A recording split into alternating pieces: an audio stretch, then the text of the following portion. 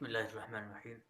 حضرت آدم علیہ السلام کے بیٹے قابیل نے جب اپنے بھائی حابیل کو قتل کیا تو اب قتل کرنے کے بعد اس کے ذہن میں یہ نہیں آ رہا تھا کہ اس کو کس طرح میں چھپاؤں۔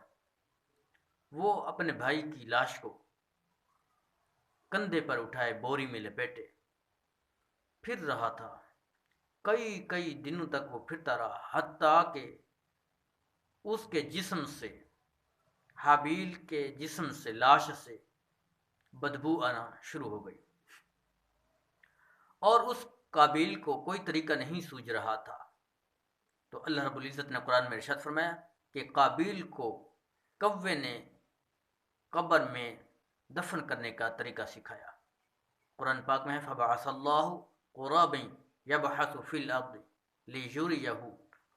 اسی طرح کیف یواری سوءۃ اخی، قرآن پاک میں یہ آیت مبارکہ ہے کہ اللہ رب العزت نے ارشاد فرمایا کہ اللہ نے ایک کوا بھیجا، فَبَعَثَ اللَّهُ غُرَابًا يَبْحَثُ فِي الْأَرْضِ، کہ زمین اس نے کیا کی، کھودنا شروع کی، کہ اسے دکھائے کہ اپنے بھائی کی لاش کو تو نے کس طرح دفن کرنا ہے۔